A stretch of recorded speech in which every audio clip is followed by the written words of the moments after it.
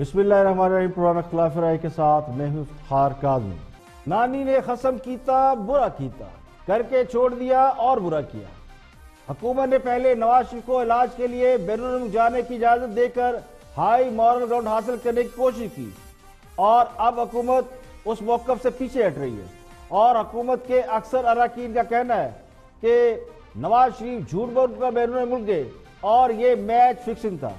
हालांकि खुद खान साहब ने कौम को ये बताया था कि नवाज शरीफ बीमार हैं। अब कौम वज़ीर-ए-आज़म पर यकीन न करे तो किस पर यकीन करे। खान साहब ने खुद ये कहा था कि उन्होंने नवाज शरीफ की बीमारी की अपने डॉक्टरों से तस्दीक करा ली है, वो शदीद बीमार हैं। वज़ीर-ए-आज़म और उनकी काबीना ने इंसानी हमदर्दी की बुनियाद पर नवाज शरीफ को बैरून मुल्क जाने की इजाजत दी। अब वफाकी हुकूमत ये कह रही है कि नवाज शरीफ की लंदन में रवानगी एक फिक्स मैच था, जबकि पंजाब की वज़ीर सेहत डॉक्टर यास्मीन राशिद का मौक़िफ़ ये है कि नवाज शरीफ की जो रिपोर्ट्स थी वो बिल्कुल दुरुस्त थी और उनमें नवाज शरीफ की बीमारी की तस्दीक हुई थी और वो रिपोर्टें नवाज शरीफ की बीमारी की तस्दीक करती थी। जबकि मुशीर इत्तलात डॉक्टर फरदौस आशिक अवान का मौक़िफ़ ये है और कल इतवार के रोज़ पूरे मीडिया पर इसको डिस्कस किया जाता रहा। डॉक्टर फरदौस आशिक अवान का मौक़िफ़ ये है कि नवाज शरीफ ने बाज़ मीडिया हाउस के साथ मिलकर ये तासुर दिया कि नवाज शरीफ की जान खतरे में। अब सवाल ये है कि अगर नवाज शरीफ की लंदन रवानगी फिक्स मैच था तो क्या वज़ीर-ए-आज़म ने कौम से गलत बयानी की थी या नवाज शरीफ और उनके करीबी लोगों ने? मियां नवाज शरीफ साहब की शक्ल में जो वीआईपी कैदी है उसको पाकिस्तान वापस लाने का वक्त आन पहुंचा और जो सनसनी भला के बार बार ये तासर देने की कोशिश की गई कि खुदा न खास्ता की जान को ऐसा खतरा लाहक हो गया कि अगर हुकूमत ने उनको इजाजत ना दी और अदालतों ने उनको इलाज मालजे के लिए फैसिलिटेट ना किया इंसानी हमदर्दी की बुनियाद पे, तो उनकी जान जा सकती है। जिसने इसमें हिस्सा डाला है वो तमाम किरदार जो है वो बेनकाब होंगे। वफाकी हुकूमत को पंजाब हुकूमत की तरफ से जो रिकमेंडेशंस आई हैं तो फेडरल गवर्नमेंट जो है वो गवर्नमेंट ऑफ बरतानिया को लिखने जा रही है कि इनको वहाँ से डिपोर्ट किया जाए और अगले हफ्ते इस हवाले से मुतलका जो महकमे हैं वो लेटर लिखेंगे। पाकिस्तान के आइन और कानून के तहत ऐसे अफराद को वापस लाने के लिए जो तरीकाकार है हुकूमत उसको इख्तियार करने जा रही है। आज अल्हम्दुलिल्लाह उनकी कायदाना सलाहियतें और दुनिया के सामने उनका एक साफ शफाफ जो चेहरा है, दुनिया उसको एंडोर्स कर रही है, उसको पजीराई मिल रही है उनके बयानिए को। क्या वुज़रा खुद बीमारी के हवाले से झूठ बोलते रहे? मेडिकल बोर्ड भी खुद हुकूमत ने बनाया था और वो हुकूमत के मातहत था। हुकूमत ने जो डॉक्टर अपॉइंट किए उन्होंने ही नवाज शरीफ का इलाज किया। सर्विस हॉस्पिटल जहां नवाज शरीफ दाखिल थे वो भी पंजाब हुकूमत के मातहत है। पंजाब की health minister doctor Yasmin Rashid जो हुक्मरान जमात की फाउंडर मेंबर समझी जाती हैं और तंजीम साजी में उनका कलीदी रोल रहा है। यानी खास अब जब से पीटीआई उन्होंने बनाई है तो शुरू से डॉक्टर यास्मीन राशिद उनके साथ हैं। वो बार बार ये कह रही है कि बीमारी के हवाले से जितनी रिपोर्ट्स डॉक्टरों ने मुरतब की वो बिल्कुल ठीक थी और कोई मैच फिक्स नहीं है। जबकि डॉक्टर फरदौस आशिक अवान और हुकूमत पंजाब के या हुकूमत वफाकी हुकूमत के वो तर्जमान जो दूसरी जमातों से पीटीआई का हिस्सा बने हैं, वो एक पूरा ग्रुप है जो इस वक्त ये नैरेटिव लेकर चला है। यानी ये वो ग्रुप है जब पीटीआई के इक़्तिदार का सूरज तुलू हो रहा था तो वो पीटीआई का हिस्सा बना, तो वो ये कह रहा है कि नवाज शरीफ झूठ बोल कर गए हैं। तो लगता ही हो कि पीटीआई के अंदर वो लोग जो पीटीआई की कोर कमेटी का हिस्सा नहीं बल्कि दूसरी जमातों से हुक्मरान जमात के साथ शामिल हुए तो उनकी वो नफरत की सियासत का हिस्सा रहे हैं। वो नवाज शरीफ की बीमारी को झूठा और उसे मैच फिक्सिंग करार देने की कोशिश कर रहे हैं। वो किसी भी मेडिकल बोर्ड की रिपोर्ट को तस्लीम करने को तैयार नहीं और उनकी कोशिश ये कि नवाज शरीफ की बीमारी पर सियासत की जाए। अब एक और इतलात ये है कि हुकूमत नवाज शरीफ को वापस लाने के लिए बरतानवी हुकूमत को खत लिखेगी, जबकि ये मामला अभी इस्लामाबाद हाई कोर्ट में समाअत के लिए दोबारा पेश होना है। अदालत ने नवाज शरीफ के बैरून मुल्क क़याम को पंजाब हुकूमत की इजाज़त से मशरूत किया था और ये भी कहा था कि अगर पंजाब हुकूमत इजाज़त ना दे तो फिर ये मामला दोबारा कोर्ट के सामने लाया जा सकता है। जबकि हुकूमत उससे पहले ही ये बयानिया तश्कील दे रही है जैसे वो नवाज शरीफ को इश्तिहारी मुजरम या मफरूर करार देना चाहती है। तो कहने वाले तो ये कहते हैं कि अगर नवाज शरीफ की बैरून मुल्क रवानगी फिक्स मैच था تو کیا اس میں خود حکومت کے لوگ ملوث تھے؟ اور پھر جو بھی میچ فکسنگ میں ملوث ہیں کیا ان کے خلاف حکومت نے کوئی کارروائی کی؟ میڈیکل بورڈ، پنجاب کی وزیر صحت یاسمین راشد اور وہ حکومتی اراکین جو بار بار آ کے کہتے تھے کہ واقعی نواز شریف بیمار ہیں اور رپورٹیں صحیح ہیں، تو ان کے خلاف کیا کارروائی کی گئی ہے یا کی جائے گی تاکہ دودھ کا دودھ اور پانی کا پانی ہو سکے؟ صرف میڈیا میں واویلا کرنے سے یہ بات ثابت نہیں ہو پائے گی، اور اسے بھی اسی طرح کا الزام سمجھا جائے گا جیسا نواز شریف پر پہلے لگائے گئے الزامات کو سمجھا جاتا ہے۔ تو لوگ یہ سمجھتے ہیں کہ نواز شریف کرپشن پر نہیں بلکہ انتقام کی وجہ سے جیل گئے ہیں اور اب لندن میں بیٹھے ہیں، تو جب تک حکومت اپنے لوگوں کے خلاف لیگل ایکشن نہیں لے گئی اپنے موقف کو جسٹیفائی نہیں کر سکے گی۔ مارچ شروع ہوتے ہی سیاست کا موسم گرم ہو گیا۔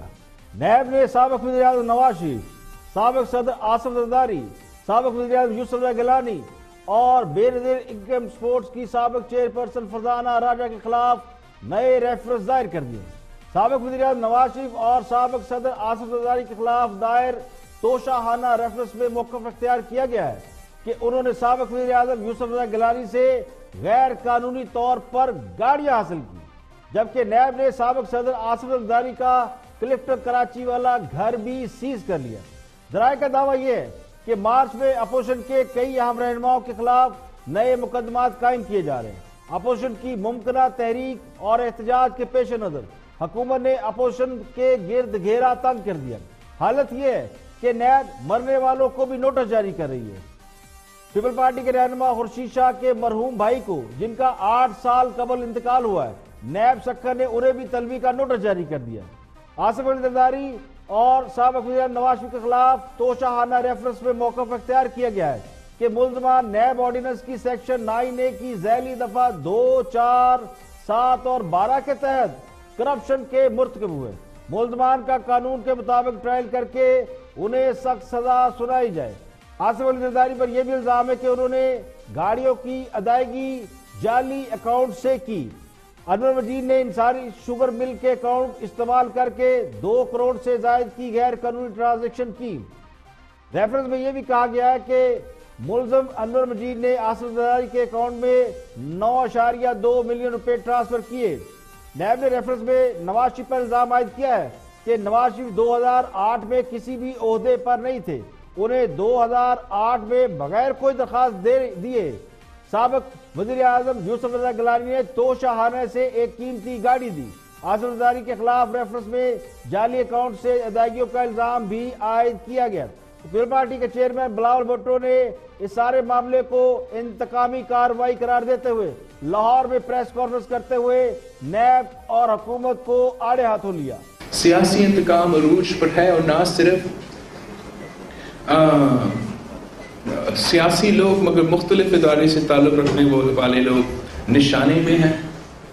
سیاسی انتقام عروج پر ہے لیکن حکومت کا جو نیریٹو ہے وہ تو پہلے دن سے ٹوٹا ہوا تھا اور آج کہیں نہیں کرا ہے۔ کوئی پاکستان میں ماننے کو تیار نہیں کہ میاں محمد نواز شریف صاحب جیل میں یا لندن میں اس لیے ہے کہ کرپشن کی وجہ سے، وہ اس لیے ہے کہ عمران کی پولیٹیکل وکٹمائزیشن سے۔ کوئی نہیں مانتا کہ کوئی اس وقت جیل میں ہے یا کیسز بنائے جا رہے ہیں اس لیے وہ کرپٹ ہے۔ سب جانتے ہیں کہ وہ کیسز اس لیے بن رہے ہیں کہ سیاسی انتقام چل رہا ہے، اور وہ جو سفیکیشن، وہ جو سینسرشپ آپ اپنے ادارے میں محسوس کرتے ہیں، وہی سفیکیشن وہ چاہتے ہیں نیشنل اسمبلی میں، وہی سفیکیشن وہ چاہتے ہیں اس ملک میں کہ وہ ادارہ میں جو اس ملک کو چلانا چاہتے ہیں، جو اس ملک کے عوام کا نمائندگی کرتے ہیں۔ اور وہی وجہ ہے کہ آج تک پاکستان پیپلز پارٹی کے رہنما پیپل پارٹی کے چیئرمین بلاول بھٹو کا موقف یہ ہے کہ احتساب نہیں ہو رہا، نہ ہی لوگوں کے خلاف کرپشن کی وجہ سے کوئی کارروائی ہو رہی ہے، بلکہ یہ تمام کارروائیاں انتقامی ہیں۔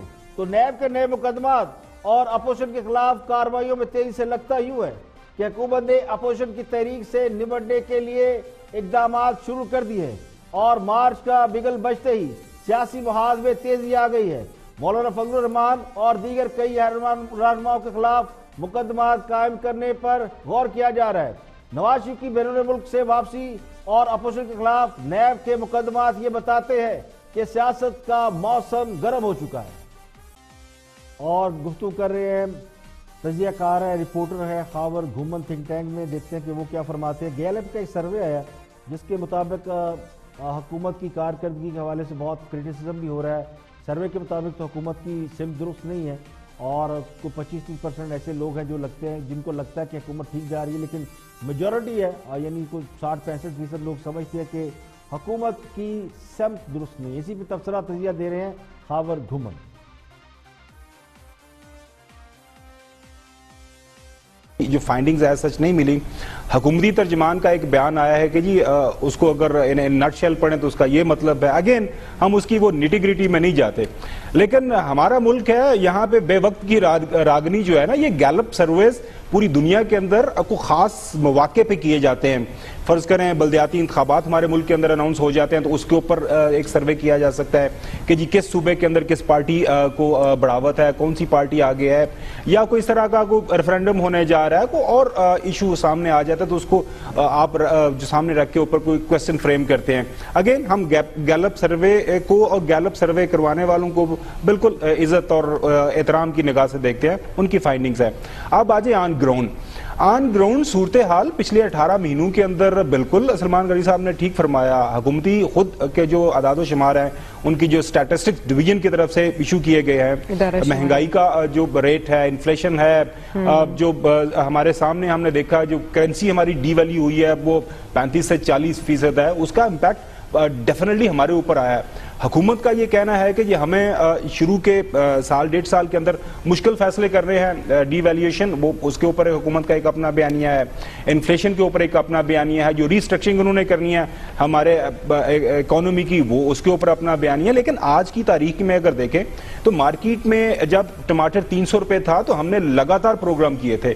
میں پروگرام میں آنے سے پہلے میں نے وہ منگوائی اپنی جو ریٹ لسٹ راولپنڈی اور اسلام آباد میں، لاہور کا آپ بہتر بتا سکتے ہیں، یہاں پہ 25 سے 30 روپے کے درمیان جو ہے ڈیفرنٹ کوالٹیز آف ٹماٹر جو ہے تمام مارکیٹس کے اندر اویلیبل ہے، وہ سپلائی ڈیمانڈ بھی ہے۔ ابھی جو لیٹسٹ جو ہمارے سامنے اعداد و شمار آئے ہیں اس میں کچھ چیزوں کو 15-20 چیزوں کی قیمتیں کم ہوئی ہیں، کوئی 20 کی اسی جگہ پہ رہی ہیں، اتنی ہی 15-20 کی قیمتیں بڑھی ہیں، کوئی اسٹیبلٹی ہمیں آتی نظر آتی ہے۔ حکومت کی کارکردگی اور اس کے اوپر یہ ایک سویپنگ سٹیٹمنٹس کہ جی بالکل اس کی کارکردگی اور اس کی ڈائریکشن بالکل ہی غلط ہے، اور اس میں 65% لوگوں نے یا 62% لوگوں نے اس کے اوپر اپنا ایک بیان جاری کر دیا، اس کے اوپر ایک رائے دے دیا ہے کہ جی بالکل یہ غلط کی طرح سمت میں جا رہے ہیں، تو وہ میرے خیال میں کوئی بنتی بات نہیں ہے۔ ہاں دیکھیں حکمران جماعت تو یہ مانتی نہیں تھی کہ مہنگائی ہو رہی ہے، بلکہ کہا جاتا تھا مہنگائی تو ہوئی نہیں ہے، حالات بڑے اچھے ہیں، چینی اور آٹے کا کوئی بحران ہی نہیں ہے۔ اب مہنگائی روکنے کا بھی کریڈٹ لینے کی کوشش کی جا رہی ہے۔ افراط زر جنوری میں 13.5% تھا، ہائیسٹ تھا 14%، جبکہ دیہی علاقوں میں تو 18% بھی رہا۔ تو فروری میں یعنی پچھلے مہینے وہ 12.4% پر آ گیا۔ لیکن کیا یہ جو 12.5% ہے یہ سابقہ حکومتوں کے مقابلے میں کم ہے؟ یہ ان کے مقابلے میں کہیں زیادہ ہے۔ یعنی پچھلے دور حکومت میں جب خان صاحب حکومت میں آئے تھے تو افراط زر 5 سے 7% تھا، اس کے مقابلے میں آج ہم 13.5 نہیں تو چلے 12.5% پہ کھڑے ہیں، وہ بھی شہروں میں۔ دیہاتوں میں تو شاید صورتحال اس سے بری ہے، تو مہنگائی پھر بھی زیادہ ہے۔ لیکن اگر حکومت کہتی ہے کہ انہوں نے بڑا کام کیا، مہنگائی کم کر دی، کم نہیں ہوئی، مہنگائی کو روک ضرور لگ گئی ہے۔ حکومت یہ تو ہم کہتے تھے کہ حکومت حرکت میں آئے گی تو مہنگائی کم ہو سکتی ہے، اب تھوڑی سی حکومت نے حرکت کی ہے تو مہنگائی پہ تھوڑی سی روک لگی ہے، لیکن کم اس طرح نہیں ہوئی۔ اب سوال یہ ہے کہ حکومتی کارکردگی کو جانچنے کا پیمانہ کیا ہے؟ ایک پیمانہ تو الیکشن ہوتا ہے کہ 5 سال بعد الیکشن ہوتے ہیں اور لوگ فیصلہ کر لیتے ہیں کہ حکومت کی کارکردگی اچھی تھی بری تھی، لیکن یہ صورت میں ہوتا ہے جب فری اینڈ فیئر الیکشن ہو، یعنی لوگوں کو پوری آزادی ہو اور جو لوگوں نے ووٹ ڈالے ہیں اس کے مطابق ہی رزلٹ ہو، تو یہ پاکستان میں ذرا مشکل کام ہے۔ دوسرا پیمانہ سروے اور پول ہوتے ہیں، وہ بتاتے ہیں کہ حکومت کی پرفارمنس کیا ہے۔ اگر حکمران جماعت اور ان کے حمایتی لوگ یہ سمجھتے ہیں کہ گیلپ کا سروے صحیح نہیں ہے یا کوئی اور پول صحیح نہیں ہے، تو پھر حکومت خود اپنی کارکردگی جانچنے کے لیے سروے کرا لیں، بے شک عوام کو نہ بتائے لیکن خود سروے کرا کے رکھ لے، تو سمجھ یہ آ جائے گی کہ ایکچولی گراؤنڈ ریئلٹی کیا ہے۔ تو اگر گراؤنڈ ریئلٹی کے بغیر بات کریں گے کہ نہیں جی سب ٹھیک ہے، تو وہ کہتے ہیں نا بلی کو دیکھ کے کبوتر آنکھیں بند کر لے، تو بلی یا خطرہ ٹل نہیں جاتا، تو خطرہ موجود ہے. اب چاہے اس کو آپ مانے یا نہ مانے، لیکن اس وقت یہ تاثر ضرور ہے. مہنگائی کو اب سائڈ پہ رکھیں. ایک تاثر یہ ہے کہ حکومت کی ڈائریکشن ٹھیک نہیں. لوگوں یعنی حکومت کو پتہ نہیں کہ اس نے آگے کرنا کیا ہے. لوگ یہ سمجھتے ہیں کہ حکومت کے پاس مسائل کا کوئی دیر پا حل نہیں ہے. جس طرح حکومت چلانے کی کوشش کی جا رہی ہے اس طریقے سے قرضوں میں اضافہ ہوگا، آمدنی بڑھنے کی کوئی صورت نظر نہیں آتی. حکومت کے پاس بے روزگاری سے نجات کا کوئی حل نہیں ہے. مہنگائی میں کمی نہیں کی جا سکتی. یعنی 10 روپے بڑھاتے ہیں اور 1 روپے کم کر کے جشن مناتے ہیں تو انہیں عقل مند نہیں کہا جا سکتا.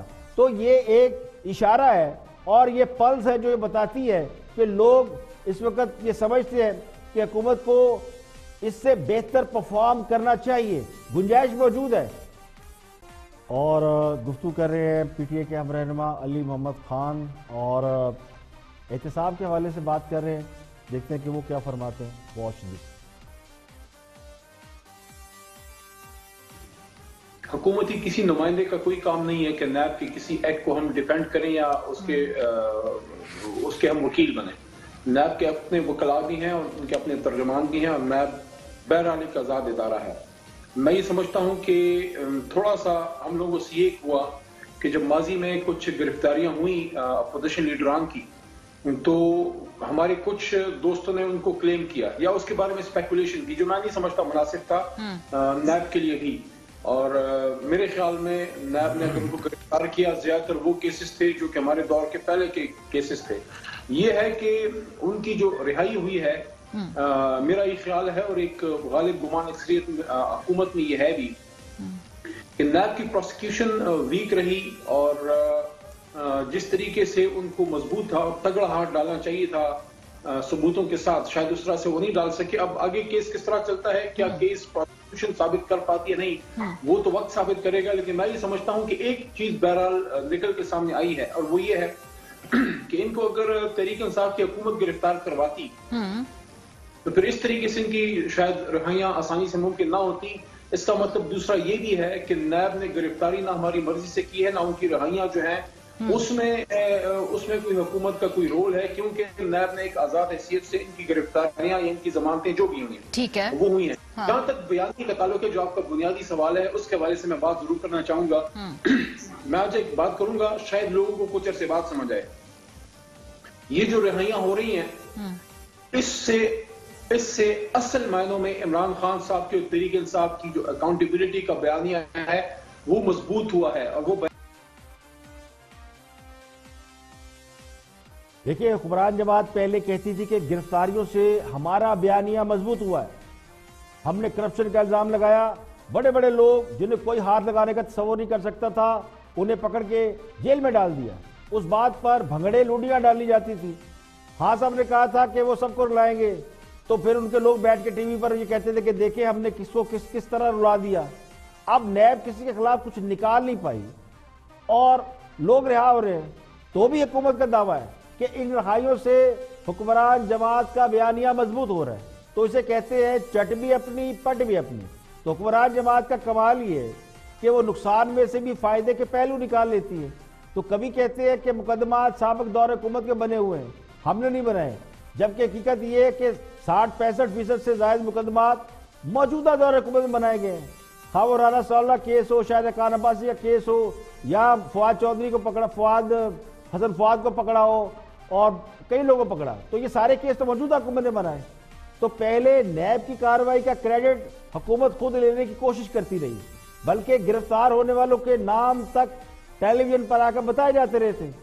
یہ بات اور ریکارڈ ہے، سب جانتے ہیں. فیصل واڈا اور عثمان ڈار اور بہت سے لوگ آ کے مراد سعید وغیرہ یہ سب بتاتے تھے کون پکڑا جائے گا اور کس کی باری آنے والی ہے. اب کہتے ہیں ہم نیب کے ذمہ دار نہیں، نہ نیب ہمارے انڈر ہے. جبکہ حقیقت یہ ہے کہ حکومت کا احتساب کے حوالے سے جو بیانیہ ہے وہ بری طرح بیک آؤٹ کر گیا، فلاپ ہو گیا. اور کچے پکے کیسز کی وجہ سے اصل ملزم جو تھے یعنی جنہوں نے واقعی کوئی گناہ کیا ہوگا وہ بھی اب بے گناہ نظر آنے لگے. تو حکومت نے جو سب سے بڑا ظلم کیا ہے وہ یہ کیا ہے کہ جو بے گناہ تھے ان کو اصلی مجرم قرار دینے کی کوشش کرتے رہے اور اصلی مجرم بھی ان کی نالائکی کی وجہ سے بے گناہ نظر آنے لگے. یہاں پہ لیں گے ایک بریک اور بریک کے بعد واپس آئیں گے اور بھی ہم موضوعات آپ کے ساتھ شیئر کریں گے. ہمارے ساتھ رہیے.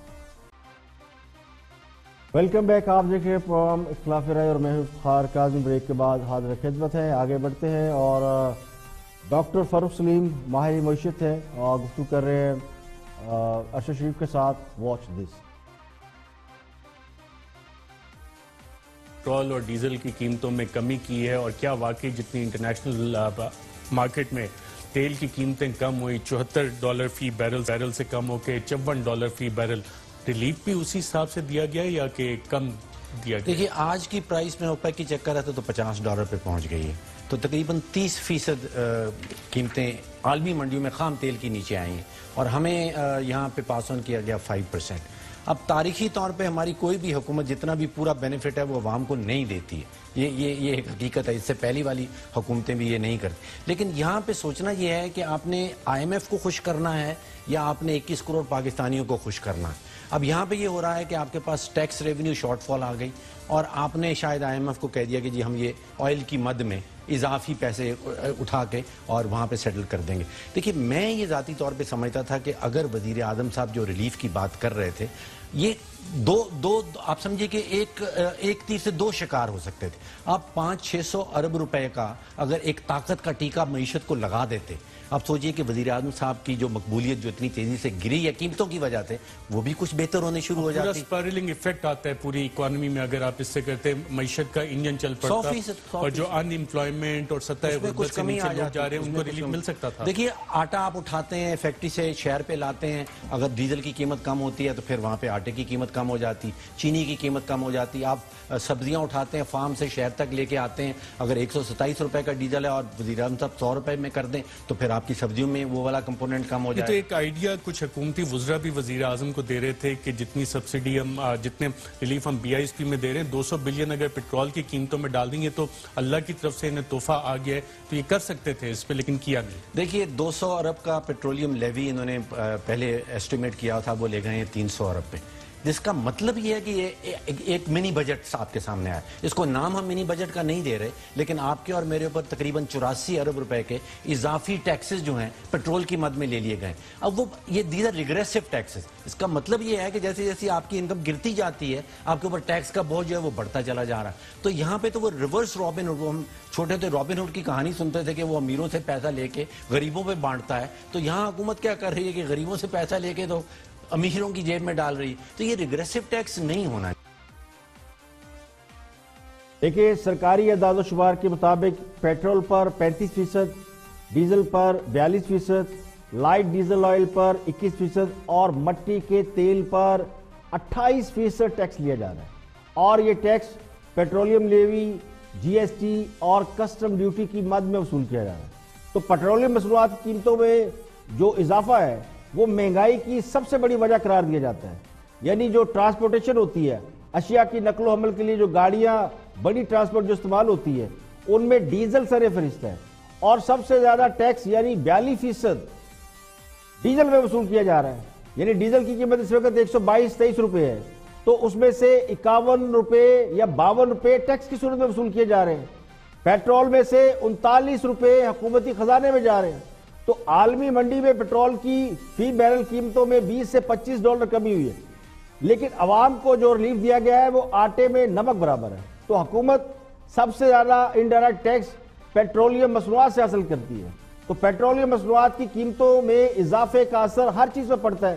یہ ہمارے معاشرے میں خاص کر جب پیٹرول ویریٹ کرتا ہے وہاں پر یہ ایک نفسیاتی بینچ مارک کی حیثیت اختیار کر چکا ہے.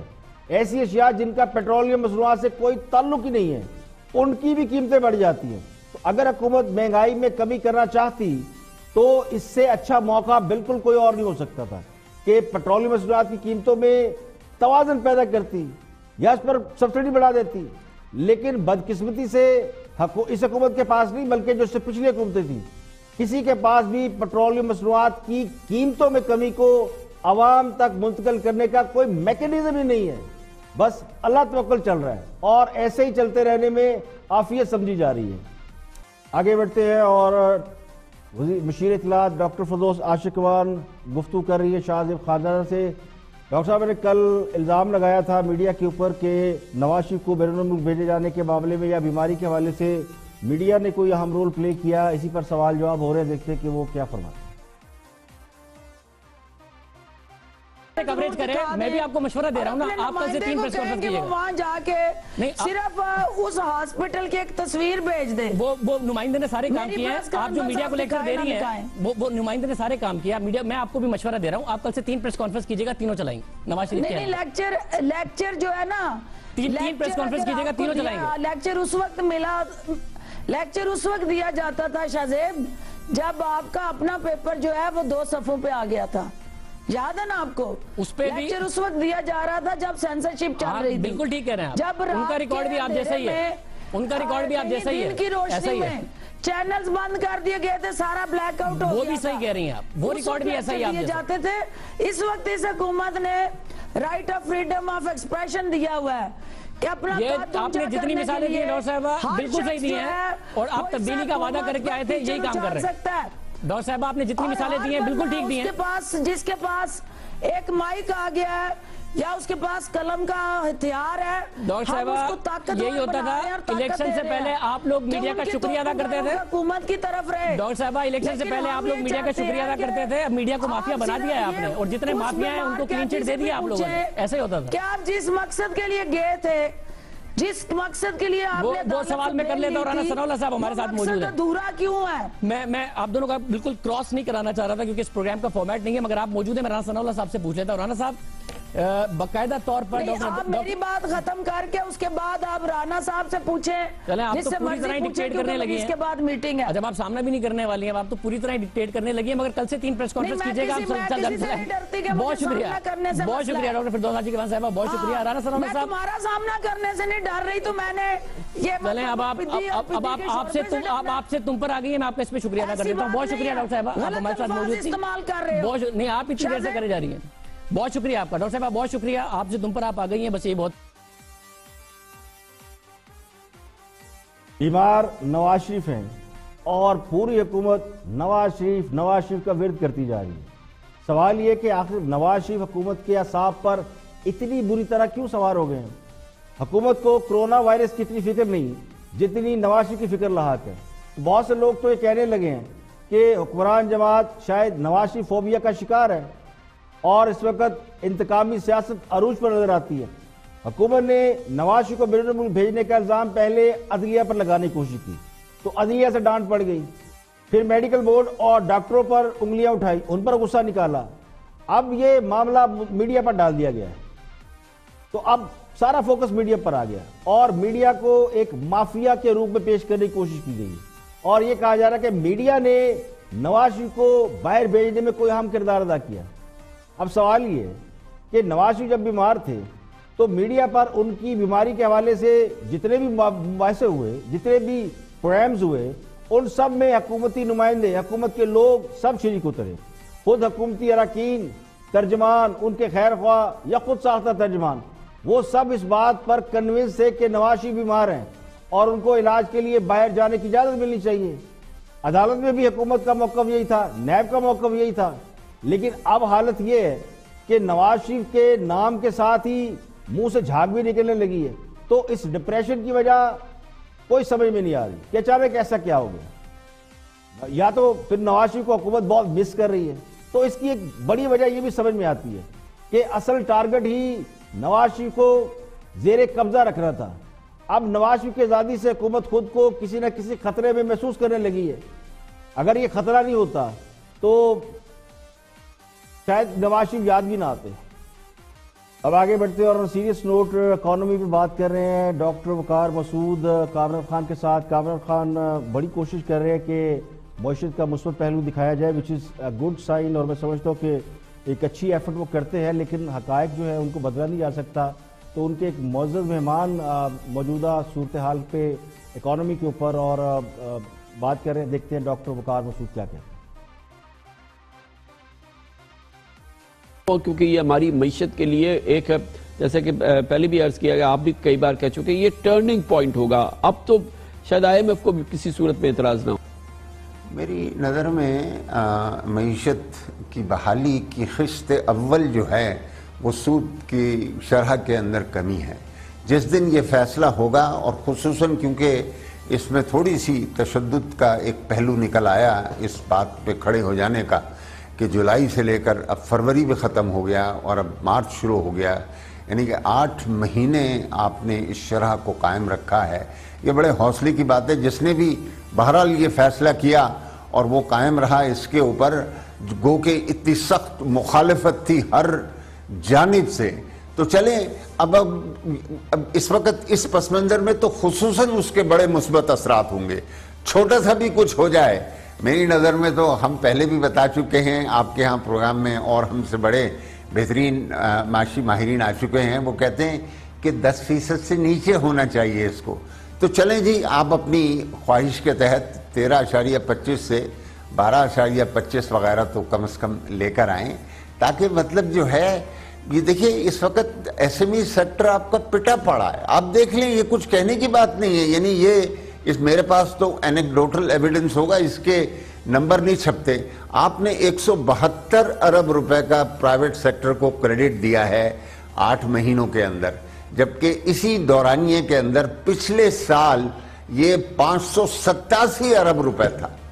یعنی کتنا آپ جسے کہتے ہیں گلا گھونٹیں گے. بہت امپورٹنٹ پوائنٹ ڈاکٹر صاحب کہہ رہے ہیں کہ یہ انٹرسٹ ریٹ،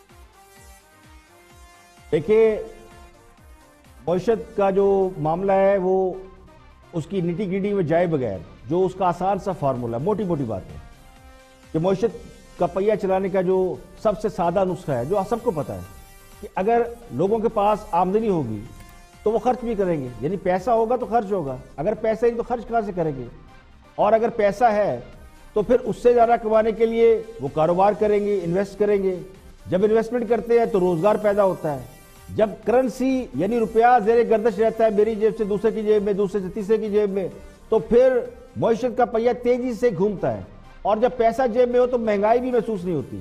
لیکن اگر آمدنی کم ہو، یعنی آپ کی بائنگ پاور ہی نہ ہو، تو پھر لوگ خرید و فروخت کم کر دیتے ہیں. خرید و فروخت جو ہے وہ بالکل گر جاتی ہے.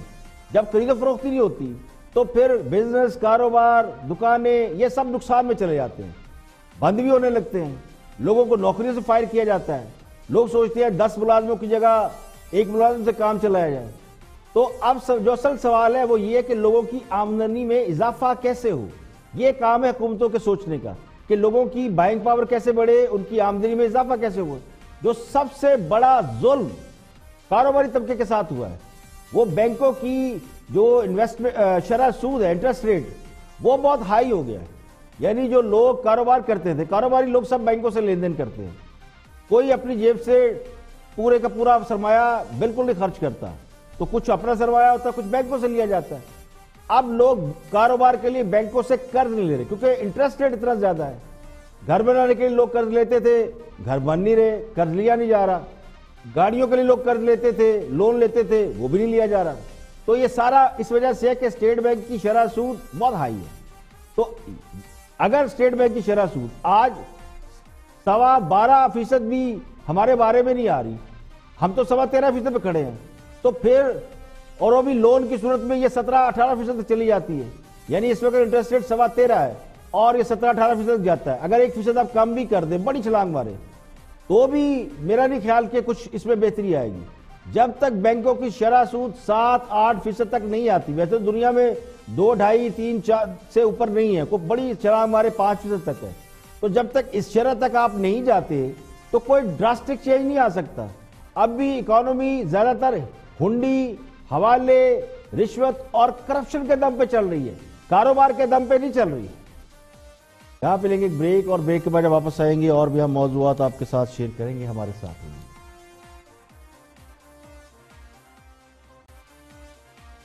Welcome back. آپ دیکھ رہے ہیں پروگرام اختلاف رائے اور میں افتخار قاضی. بریک کے بعد حاضر خدمت ہے. کچھ دوستوں کی بات بھی کر لیتے ہیں کہ آج کل ان کے پاس خبریں نہیں ہیں، تو پھر وہ کون سی خبریں ہیں جن پر پروگرام بھی ہو رہے ہیں اور تبصرے تجزیے بھی ہو رہے ہیں. Watch this.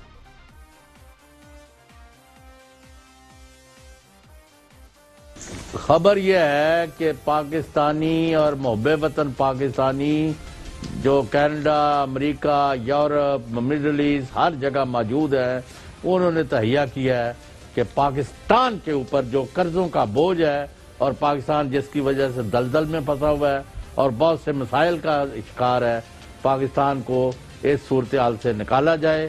اور بالآخر وہ اس میں کامیاب ہو گئے ہیں اور 23 مارچ کو یا اس سے پہلے یا بعد میں حکومت پاکستان کچھ اعلانات کرے گی، اور اس کے نتیجے میں آپ میں دیکھیں گے کہ پاکستان کی اقتصادی طور پر، اور یہ غریب لوگ جو ہیں جن کے چولہے ٹھنڈے ہو رہے تھے اور پاکستان میں پیسہ نہ ہونے کی وجہ سے بہت سارا دباؤ سمجھا جا رہا تھا اور اکنامک ایکٹیویٹی جنریٹ نہیں ہو رہی تھی، یہ تمام کا تمام منظرنامہ یکسر تبدیل ہو جائے گا. اور اس کی بڑی وجہ یہ ہے کہ عمران خان کی ذات، اس کی نیت، اس کے ارادے، اس کی بددیانتی کے بارے میں کہ وہ ایک آنے کی بھی بددیانتی نہیں کرنے والا، اور اپنا جو اس نے محلے ہیں جس پر انگلیاں اٹھائی جاتی ہیں وہ بھی انہوں نے کہا کہ بھائی میں جب نہ رہوں تو یہ شوکت خانم کو دے دی جائے.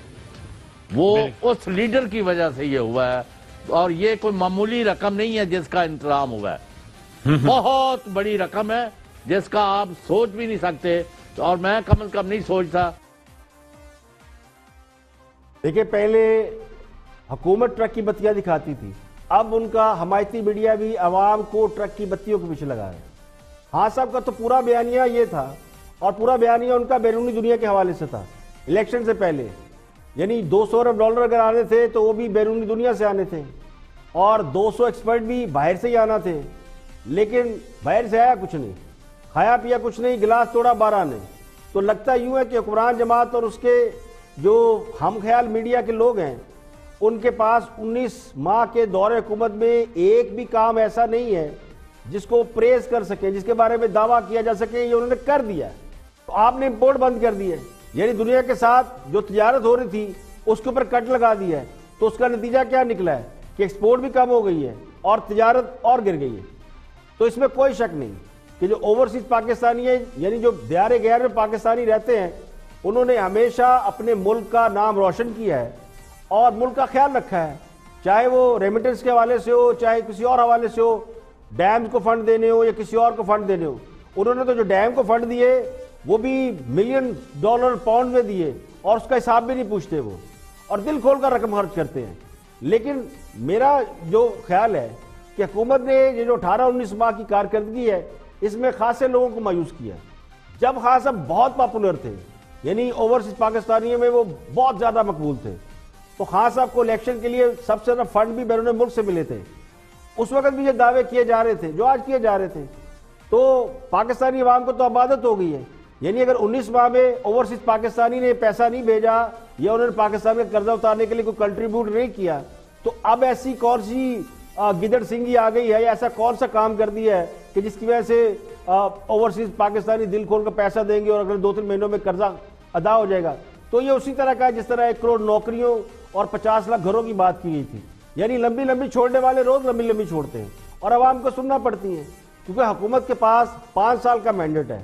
تو 5 سال تو ان کا رائٹ ہے، اور 5 سال تک سب کو کم از کم برداشت تو کرنا پڑے گا اور ٹرک کی بتیوں کے پیچھے بھاگنا پڑے گا. بات کرتے ہیں اکانومی کے حوالے سے، اس کے بعد بات کریں گے عورت مارچ اور آزادی مارچ کے حوالے سے جو کنٹروورسی ان دنوں چل رہی ہے اس پر بھی بات کریں گے. لیکن اس سے پہلے منسٹر برائے فوڈ سیکورٹی خسرو مختار گفتگو کر رہے ہیں ملک کی اکانومی کے حوالے سے. تو پہلے اکانومی کو دیکھتے ہیں، واچ دس.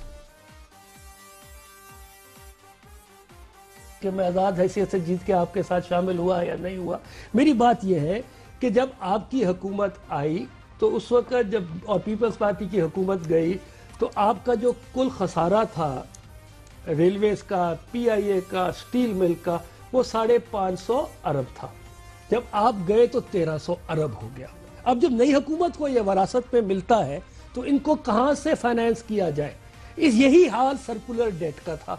اس کے اوپر آپ کو ایک لانگ ٹرم سب جماعتوں کو بیٹھ کے ایک آپ کو دینا پڑے گی. تو پہلے آپ کریں گے نا سب حکومتوں کو لے کر جائیں، آپ کریں نا. سن لیں آپ کی جو معاشی گروتھ تھی یہ لوگوں کو پھنسانا چاہتے ہیں. آپ یوں کر لیتے ہیں نا. میرے بدقسمتی سے اگر 550 کا 1300 ہو گیا، آپ کی ذمہ داری ہے کہ ان کے شان و شوکت کے مطابق کسی مہمان کو بلاتے ہیں. یہ کہہ رہے ہیں میری بدنصیبی کہ وہ ہوتے, آپ ان کو بلایا کریں. یہ اتنے ارسطو ہیں, وہ بیٹھے, ہم کو نہیں, غلط ہے نا, ایسے نہیں ریمارک دیے جاتے امیر صاحب, ایسے نہیں دیے جاتے. میری معذرت, میرا مقصد یہ تھا ایسے نہیں کہ خاقان عباسی صاحب اور مفتاح اسماعیل وہ قابل لوگ ہیں, انہوں نے جب وہ حکومت میں آئے, انہوں نے کہا کہ ڈار صاحب کی جو معاشی پالیسی ہے وہ سسٹینیبل نہیں ہے, ہم امپورٹ. ہاں, یہ مفتاح اسماعیل صاحب نے کہا تھا. میری سن لیں, ان کی حکومت جب آئی تو ہم $1 ایکسپورٹ کر رہے تھے اور $1.3 امپورٹ کر رہے تھے. جب 5 سال بعد گئی حکومت تو $1 ایکسپورٹ کر رہے تھے, 2.3 کر رہے تھے امپورٹ. آپ امپورٹ کر لیں, کنزمپشن بڑھا لیں. پاکستان میں 94% آپ کنزمپشن ریٹ ہے, سیونگ آپ کی 10%. اچھا, میرا ایک سوال ہے, بینکوں کے پاس پیسہ نہیں ہے کہ وہ چانڈیو صاحب, میرا سوال یہ ہے, معیشت کا پہیہ چلانے, میرا سوال یہ ہے کہ یہ جو سینٹ میں بھی اسی طرح گفتگو.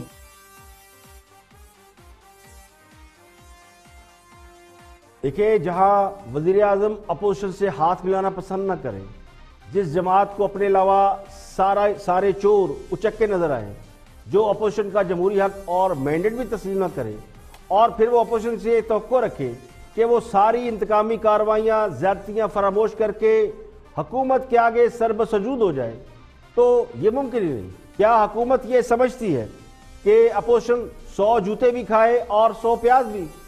سوال یہ ہے کہ معیشت کے حوالے سے حکومت جو اعداد و شمار دیتی ہے انہیں بالفرض درست بھی مان لیا جائے, اور اس کے حل کے لیے جو تجاویز ہیں وہ بھی درست مان لی جائے. یہ بھی مان لیا جائے کہ 18ویں ترمیم پر نظر ثانی کی ضرورت ہے, اور اس سلسلے میں مزید یا نئی قانون سازی کی ضرورت ہے, اور اس کے لیے اپوزیشن کو حکومت کے ساتھ بیٹھنا پڑے گا. تو یہ بات تو خود حکومت کو سوچنا چاہیے کہ اپوزیشن کو ساتھ کیسے بٹھایا جائے. یہ بات تو پہلے دن سے عیاں ہے کہ وہ جماعتیں جو ماضی میں حکمران رہی ہیں ان کے حوالے سے حکومت کے پاس کوئی نرم گوشہ نہیں. حکومت نے اپوزیشن کے حوالے سے تو چوتھا گیئر لگایا ہوا ہے, اور وہ لوگ جن کے بارے میں یہ شبہ ہے کہ وہ آٹے چینی کی مد میں عوام کو لوٹ چکے ہیں, ان کے حوالے سے ریورس گیئر پر چل رہے ہیں. آگے بڑھتے ہیں اور آن دی فرنٹ میں گفتگو کر رہی ہے ملائکہ بخاری. اکانومی کے حوالے سے, پاکستان کی اکانومی کے حوالے سے ایک اور بری خبر یہ ہے جو ایشین ڈیولپمنٹ بینک نے دی ہے. وہ خبر یہ ہے کہ یہ کرونا وائرس سے پاکستان کی معیشت کو $4 سے $5 ارب کا نقصان پہنچنے کا احتمال ہے, اور یہ بھی خدشہ ظاہر کیا گیا کہ اس سے ان ایمپلائمنٹ میں 9-10 لاکھ لوگوں کا اضافہ ہوگا. یہ خبر ابھی چونکہ میچور ہے, میں نے آپ کو شیئر کر دی ہے, لیکن جیسی خبر آتی ہے اس پہ بات کریں گے. لیکن ملائکہ بخاری گفتگو کر رہی ہے آن دی فرنٹ میں اکانومی کے حوالے سے. کامران پاکستان پیپلز پارٹی اور پاکستان مسلم لیگ نواز دونوں وہ پولیٹیکل پارٹیز ہیں جنہوں نے پاکستان کی عوام کے اوپر 3 دہائیوں تک حکومت کی. اس کے بعد پاکستان کی عوام نے ان کو ریجیکٹ کیا بیکاز انہوں نے پاکستان کی عوام کو کرپشن اور اپنی نااہلی کے علاوہ کچھ بھی نہیں دیا. آپ سندھ کے حالات دیکھ لیں, پاکستان کی پوری عوام کے سامنے ہے. لاڑکانہ HIV زدہ ہے, وہاں پہ بچوں کے کتوں کے کاٹنے کے جو واقعات ہیں وہ ایٹ لیسٹ 1 لاکھ سے زیادہ تجاوز کر گئے, اور پاکستان کی 52% جو غریب عوام ہے وہ سندھ کے اندر پسماندگی میں رہتی ہے, اور یہ کہتے ہیں کہ جمہوریت بہترین انتقام. دوسری طرف پاکستان مسلم لیگ نواز ہے, حکومت چھوڑ کے گئے تو پاکستان کی عوام کو 6 اداروں کے اندر 750 ارب کا خسارہ چھوڑ کے گئے. اس کے علاوہ 30,000 ارب کے قرضے آپ کے سامنے ہیں, 1300 ارب کے گردشی قرضے, اور ایسے مہنگے بجلی کے پروجیکٹس کے ان کے اندر کیپیسٹی چارجز 900 ارب تک چلے گئے. اور پاکستان تحریک انصاف کی حکومت ان قرضوں کو بھی ادا کر رہی ہے اور عوام کے لیے اس مہنگی بجلی اور گیس کے حل بھی ڈھونڈ رہی ہے. پاکستان تحریک انصاف کی حکومت نے حکومت میں آنے کے بعد 10 ارب کے قرضے پے کیے. ہم نے گردشی قرضوں کا جو ایشو تھا اس کو $38 بلین روپیز پر منتھ سے ہم 28 بلین روپیز پر منتھ کے اوپر لے کے آ گئے. ایکسپورٹس پہلی دفعہ in the last couple of years, جو پاکستان مسلم لیگ نواز 25 ارب سے 21 ارب پہ لے گئے تھے, اب ایکسپورٹس پہلی دفعہ 13% کی ان کی گروتھ آئی ہے. آپ روپی کو دیکھ لیے, انہوں نے پاکستان مسلم لیگ نواز نے روپی کو مستحکم کرنے کے لیے اگینسٹ ڈالر اربوں روپے خرچ کیے, ارباں ڈالر ڈالے, لیکن پاکستان تحریک انصاف نے ایسا کوئی اقدام نہیں اٹھایا. ہم نے روپی کو سٹیبل کر دیا اپنی اچھی اکنامک پالیسیز کی وجہ سے. اس کے دیکھیے سوال یہ کہ اگر حکومت نے $10 ارب کا قرضہ واپس کیا ہے تو پھر قرضوں کی مجموعی جو مالیت تھی 96 کروڑ ڈالر, وہ کم ہو کے 86 کروڑ ڈالر ہونی چاہیے تھی, لیکن قرض 111 ارب ڈالر تک پہنچ گیا. تو یہ کیسے پہنچ گیا؟ سپٹمبر 2018 میں پاکستان پر جو بیرونی قرضے تھے وہ مجموعی طور پہ 96 ارب 11 کروڑ ڈالر تھے. آج اس میں اسٹیٹ بینک کی رپورٹ کے مطابق 14 ارب 69 کروڑ ڈالر کا اضافہ ہو چکا ہے. فگر آگے پیچھے ہو سکتے ہیں لیکن جو اسٹیٹ بینک کی رپورٹ ہے اس کے مطابق جو مجموعی قرضہ ہمارا تقریباً 111 ارب ڈالر سے بڑھ چکا ہے. اگر 10 ارب ڈالر کا قرضہ واپس کر دیا گیا تو اس حساب سے تو قرضوں کو اس میں سے 10 ارب نکال دے تو 100 ارب ڈالر ہونا چاہیے تھا. اب مشکل یہ ہے کہ حکومت جس اکانومی کے بہتر ہونے کا دعویٰ کر رہی ہے اس کی عملی شکل کہیں نظر نہیں آتی. یعنی 10 ارب ڈالر اگر قرض واپس کیا ہے تو قرض کم ہونا تھا، وہ ہوا نہیں، وہ بڑھ گیا. اور اگر کہہ رہے اکانومی بہت اچھی چل رہی ہے تو کاروبار چلنے چاہیے تھے اور شرح سود کم ہونی چاہیے تھی، لیکن وہ بھی کہیں نظر نہیں آتا. تو میں یہ نہیں کہتا کہ حکومت نے قرض واپس نہیں کیا، لیکن جتنا قرض آج حکومت لے رہی ہے کل جو حکومت آئے گی کیا وہ یہ نہیں کہے گی کہ ہم پچھلے والوں کے قرض اتارنے کا انہوں نے کوئی بندوبست نہیں کیا، قرض لیتے جا رہے ہیں اور ہم آئے قرض اتارنے کے لیے.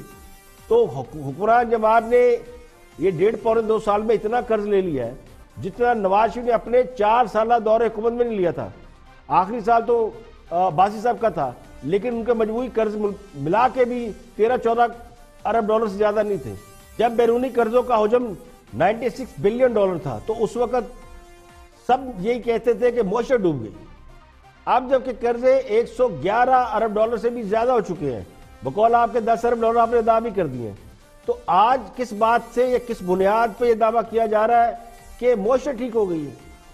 تو آج کے لیے اتنا ہی. کل پھر حاضر ہوں گے مزید خبروں تبصروں تجزیوں کے ساتھ.